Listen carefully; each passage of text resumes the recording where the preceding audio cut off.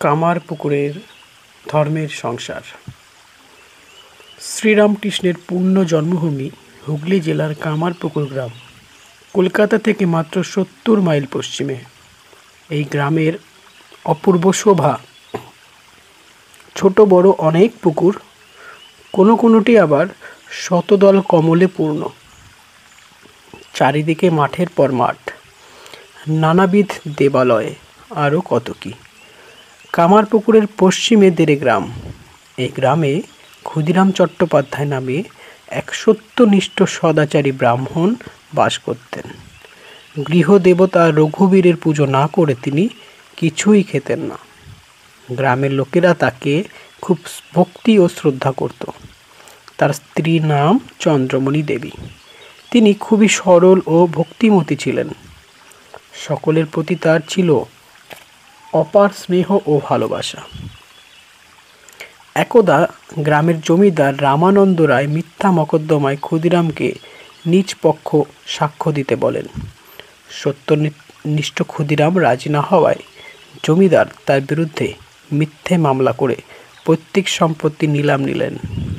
ফলে ক্ষুদিরাম একেবারে নিঃস্ব হয়ে গেলেন। এই বিপদের কথা শুনে ক্ষুদিরামের বন্ধু কামারপুকুরের সুখলাল গোস্বামী তাকে কামারপুকুরের গ্রাম বাস করবার জন্য অনুরোধ করলেন। অবশেষে ছেলে রামকুমার ও মেয়ে কাত্যায়নীকে সঙ্গে নিয়ে সস্ত্রীক ক্ষুদিরাম কামারপুকুরে বাস করতে লাগলেন।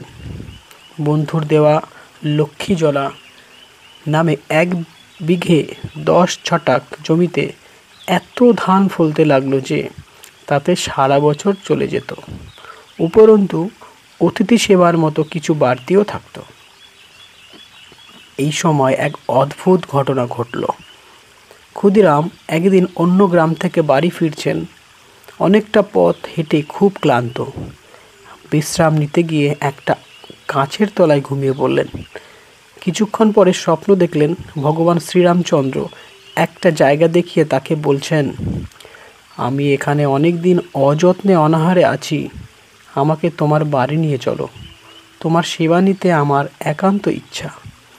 পরে স্বপ্নে দেখা জায়গাটায় গিয়ে ক্ষুদিরাম দেখেন একটি সুন্দর শালগ্রাম শিলার উপর একটা সাপ ফনা বিস্তার করে আছে।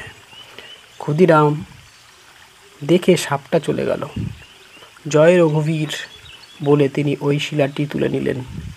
আনন্দে বিস্ময়ে অধীর হয়ে বাড়ি ফিরলেন।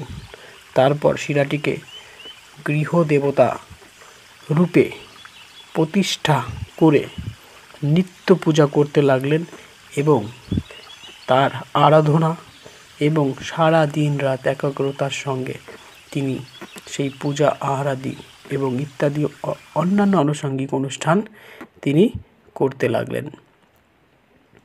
শ্রী শ্রী ঠাকুরের কামারপুকুরের ধর্মের সংসার পরবর্তী পর্ব দেখার অনুরোধ রইল। পরবর্তী পর্ব দেখার জন্য অবশ্যই